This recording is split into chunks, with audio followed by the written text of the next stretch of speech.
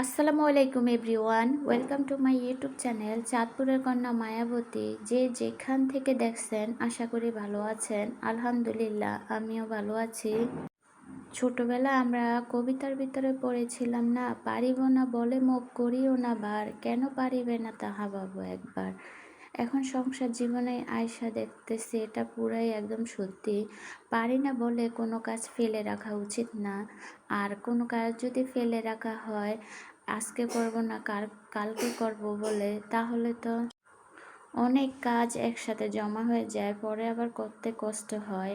তো এই যে সন্ধ্যাবেলা আমার হাজব্যান্ড মুরগিগুলো নিয়ে আসছে, এখন মাগরিবের নামাজ পড়ে আমি মুরগিগুলো কাটতে বসছি।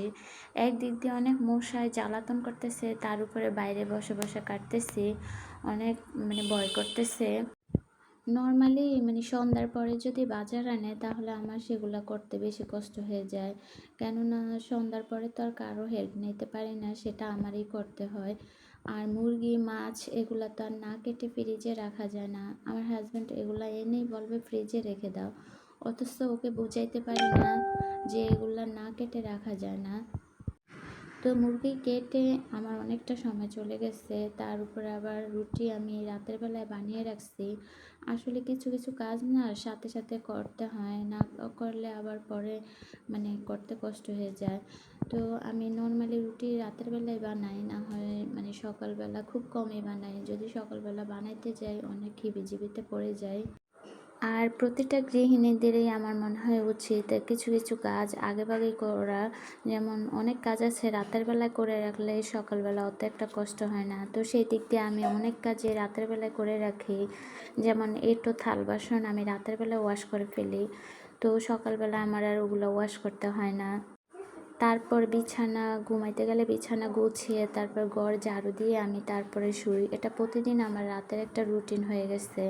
আমার না হয় ভালো লাগে না, মনে হয় যে ঘুম আসে না।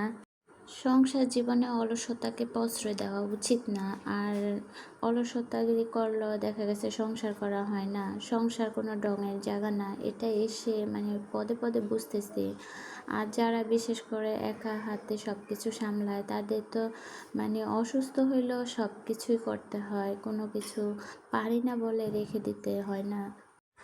আমার মেয়েকে যখন দেখি এখন, ওর বয়সে থাকতে আমরাও কোনো কিছু পারতাম না। ও যে এখন যেমন আগুন দেখলে ভয় পায়, গরম কোনো কিছু ধরতে পারে না, এরকম আমরাও একটা সময় পার করে আসছি।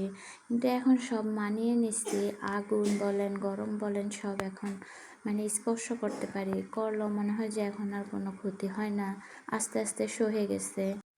তো আজকে আমি দুপুরের জন্য রান্না করতেছি পাটের শাক দিয়ে ডাল দিয়ে। আমি এই প্রথম রান্না করলাম, এর আগে আমি কখনো রান্না করি না। অনেকবার খাওয়া হয়েছে কিন্তু কখনো রান্না করি না। তো এই দিক দিয়ে আমার পাটের শাক ডাল দিয়ে রান্না করা কমপ্লিট হয়ে গেছে। এখন আমি মাছ ভুনা করব।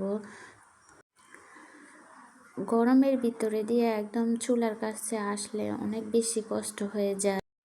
সংসার জীবনে আস্তে আস্তে সব কিছু মানিয়ে নেওয়া শিখতে হয়, বুঝতে হয়। পরের বাড়িতে যখন নতুন নতুন আসছি, পরের বাড়ির লোকদেরকে অনেক ভালো মনে হতো, সবাই সামনে দেখতাম যে অনেক ভালো, সবাই অনেক গুণগান গায়, বাট পিছনে দেখতাম যে না, ওরা অনেক ছুরি মারে। ওদের ছুরির আঘাত সহ্য করে তারপরে সবার সব কিছু সহ্য করে মানিয়ে নিচ্ছি এতটা বছর। নিজের শাশুড়ি ছিল মাটির মানুষ, কিন্তু আশেপাশের মানুষগুলা অনেক হিংস্র হয়। এদের থেকে দূরে থেকে সব কিছু মানিয়ে নেওয়ার নামে হয়তো মেয়ে মানুষের জীবন। অথচ এক সময় একটু কটু কথা শুনলে কত কান্না করতাম, এখনও অনেক কান্না করি। তো আজকে এ পর্যন্তই। যারা আমার ভিডিও সব সময় দেখেন তাদেরকে অসংখ্য ধন্যবাদ। অবশ্যই লাইক এবং কমেন্ট করবেন আমার ভিডিও দেখে। আমার চ্যানেলে অবশ্যই সাবস্ক্রাইব করে আমাদের পাশে থাকবেন। আপনাদের এক একটা লাইক, এক একটা কমেন্ট, একটা সাবস্ক্রাইব আমার জন্য অনেক বড় পাওয়া। আল্লাহ হাফেজ।